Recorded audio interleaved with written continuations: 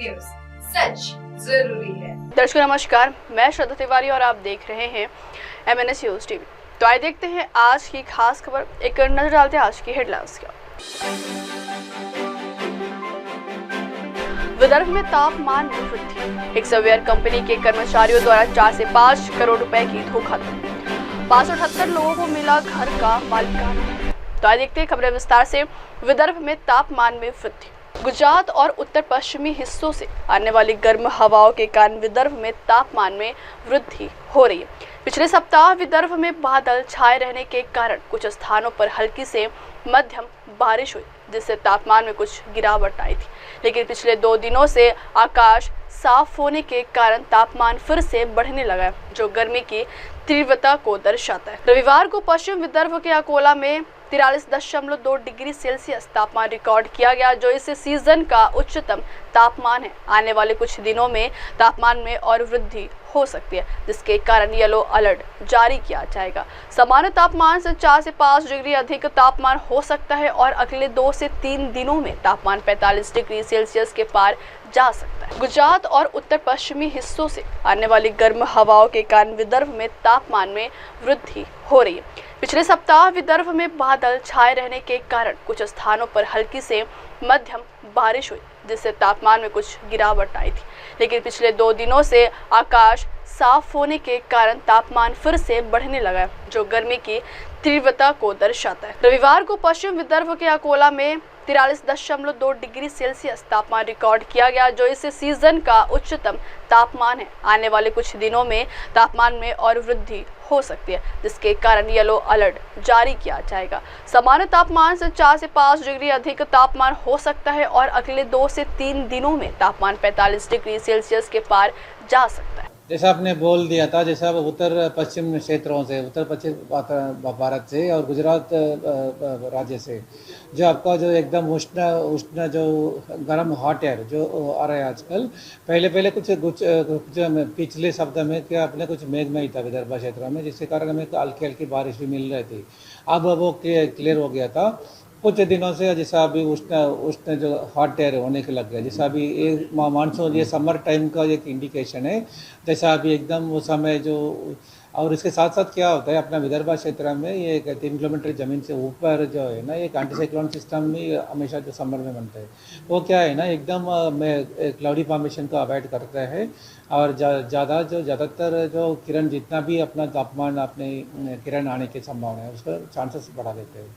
इसके कारण जो है ना एक रेडिएशन भी ज़्यादा मिल रहा है आजकल। और इसके साथ साथ में उत्तर पश्चिम भारत के जो काफ़ी क्षेत्रों से हॉट एयर जो ड्राई डेसिकेटिंग विंड्स वो कहते हैं, ये आने के कारण आपका तापमान ज़्यादातर देखने के लिए मिला था। जैसा आप देखेंगे कल के हिसाब से विदर्भ क्षेत्र में जो अकोला जो जगह से स्थानों से 43.2 डिग्री जो हाईएस्ट, इस सीज़न का जो हाईएस्ट जो रिकॉर्ड किया था, दर्ज किया था। इसके हिसाब से दूसरा दिनों और तीसरा दिनों में अपने जो मौसम विभाग अपने नागपुर से भी जैसे उष्ण लहर की चेतावनी भी हम पश्चिम विदर्भ क्षेत्रों में हम उसका चेतावनी भी हम जारी कर रहे हैं।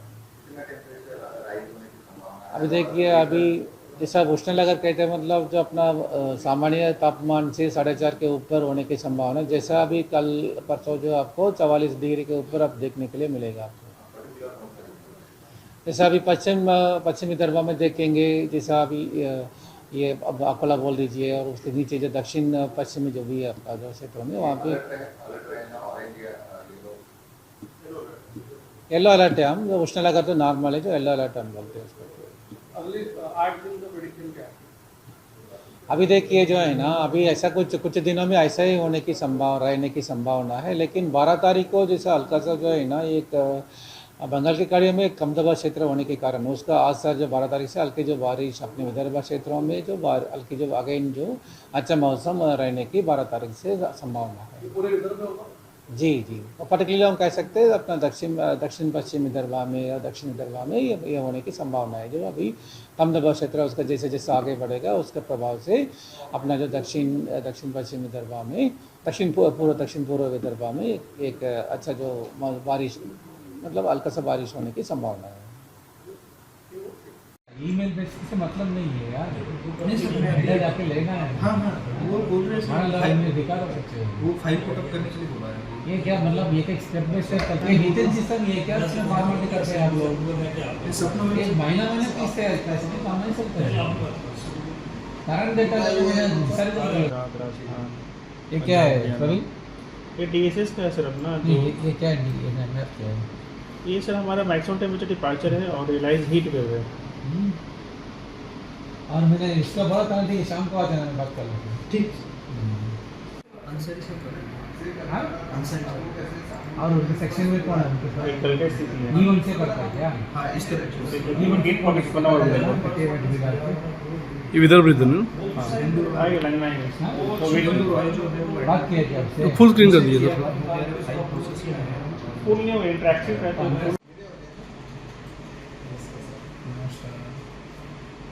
तो तरी स्कूल सर हमारे घर पे अरे सोलर ड्राइवर ऊपर- आई है।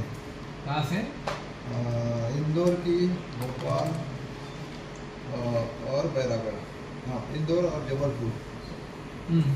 तो ये विकास आपका कहना है 12 तारीख के ऐसा है बरसा कि तो लगे सोलर नहीं, अभी ड्राइवर आज को 7, 8, 9 दिया पे है। 9 पे। उसके बाद थोड़ा सा टेम्परेचर में गिरावट देखने को मिलेगा अपने को। उस स्टेशन का आदमी क्योंकि ने साइन मॉइस्चर किया वाली है, हवा नहीं है फिर से। और ये भी जो मैंने सॉदर्ली बोला है नहीं, वो सर्वे देते हैं क्या? सर्वे यार, सर्वेयर से हमें कहाँ सर्वे देते हैं ना। सर्वेयर को वो सर्वे देते हैं, उसके बाद सीएमडी का अप्रूवल होता है, उसके बाद सीएमडी का approval CMD हो से गया, आई है सर। उसके बाद ये इंचार्ज की क्वेश्चन sign पिन होंगे, कौन- जो ये आपकी क्वेश्चन sign किधर का है? होंगे, बस खत्म। ये आपका हो गया हमारे ये क्वेश्चन 11, पिन 12 कौन तारीख पूछ रहा है? ये हाँ? ये क्वेश्चन कौन? अगली खबर, एक सवेयर कंपनी के कर्मचारियों द्वारा 4 से 5 करोड़ रुपए की धोखाधड़ी। नागपुर की मिहान स्थित हेक्सवेयर टेक्नोलॉजी लिमिटेड कंपनी के कर्मचारियों द्वारा 4 से 5 करोड़ रुपए की धोखाधड़ी की गई है। इस कंपनी के कुछ कर्मचारी ग्राहकों के रिटर्न हुए माल और हेल्प डेस्क के माध्यम से रिटर्न पार्सल में पैसे की धोखाधड़ी कर रहे थे। कंपनी के अधिकारियों को जांच के दौरान यह बात सामने आई, जिसके बाद उन्होंने सोनेगांव पुलिस स्टेशन में शिकायत दर्ज कराई है। इस मामले में 7 से 8 कर्मचारियों का नाम लिया जा रहा है और यह धोखाधड़ी लगभग 4 से 5 करोड़ रुपए की बताई जा रही है। नागपुर की मिहान स्थित हेक्सवेयर टेक्नोलॉजी लिमिटेड कंपनी के कर्मचारियों द्वारा 4 से 5 करोड़ रुपए की धोखाधड़ी की गई है। इस कंपनी के कुछ कर्मचारी ग्राहकों के रिटर्न हुए माल और हेल्प डेस्क के माध्यम से रिटर्न पार्सल में पैसे की धोखाधड़ी कर रहे थे। कंपनी के अधिकारियों को जांच के दौरान यह बात सामने आई, जिसके बाद उन्होंने सोनेगांव पुलिस स्टेशन में शिकायत दर्ज कराई है। इस मामले में 7 से 8 कर्मचारियों का नाम लिया जा रहा है और यह धोखाधड़ी लगभग 4 से 5 करोड़ रुपए की बताई जा रही है। नागपुर की मिहान स्थित हेक्सवेयर टेक्नोलॉजी लिमिटेड कंपनी के कर्मचारियों द्वारा 4 से 5 करोड़ रुपए की धोखाधड़ी की गई है। इस कंपनी के कुछ कर्मचारी ग्राहकों के रिटर्न हुए माल और हेल्प डेस्क के माध्यम से रिटर्न पार्सल में पैसे की धोखाधड़ी कर रहे थे। कंपनी के अधिकारियों को जांच के दौरान यह बात सामने आई, जिसके बाद उन्होंने सोनेगांव पुलिस स्टेशन में शिकायत दर्ज कराई है। इस मामले में 7 से 8 कर्मचारियों का नाम लिया जा रहा है और यह धोखाधड़ी लगभग 4 से 5 करोड़ रुपए की बताई जा रही है। नमस्कार. सोनेगाव पोलीस स्टेशनला मिहान येथील हेक्सवेयर कंपनीच्या मॅनेजमेंटने तक्रार दिली की त्यांच्या कंपनीची साधारण 4 करोडच्या आसपास फसवणूक झाली.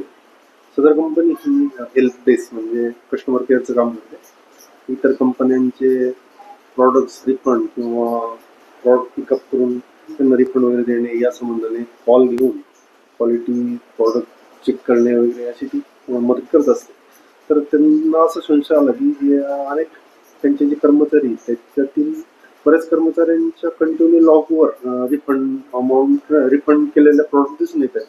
तर इतके रिफंड का केले या संशयातून त्यांनी जेव्हा अकाउंट चेक केले असता जवळजवळ 4 ते 5 करोडचे रिफंड प्रॉडक्ट झालेले दिसून आले.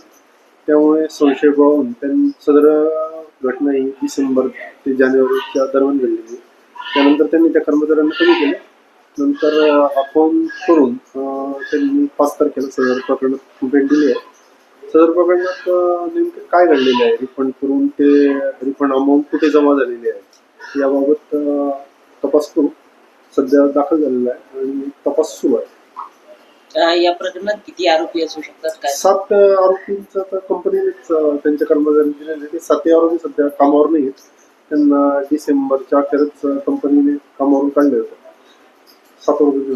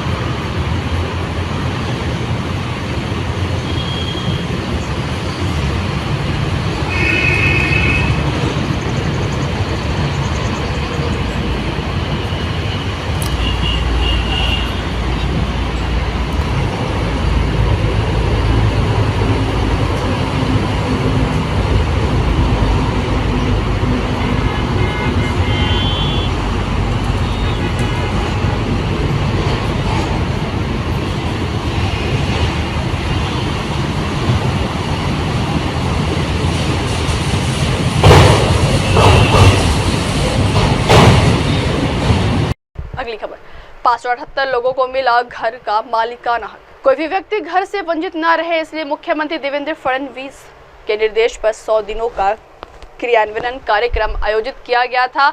इसके चलते नागपुर के 578 लोगों को उनके घर का मालिकाना पट्टा वितरित किया गया। सीएम के हाथों कुछ लाभार्थियों को प्रतिनिधि के रूप में नजुल जमीन का मालिकाना हक और भगवता प्रमाण पत्र का वितरण किया गया।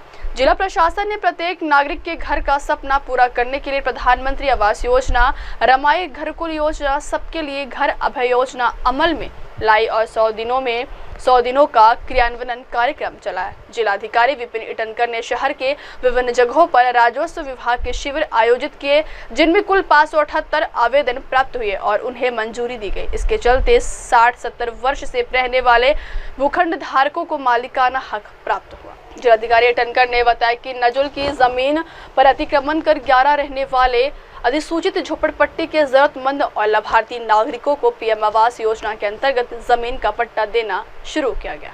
कोई भी व्यक्ति घर से वंचित न रहे, इसलिए मुख्यमंत्री देवेंद्र फडणवीस के निर्देश पर 100 दिनों का क्रियान्वयन कार्यक्रम आयोजित किया गया था। इसके चलते नागपुर के 578 लोगों को उनके घर का मालिकाना पट्टा वितरित किया गया। सीएम के हाथों कुछ लाभार्थियों को प्रतिनिधि के रूप में नजुल जमीन का मालिकाना हक और भगवता प्रमाण पत्र का वितरण किया गया।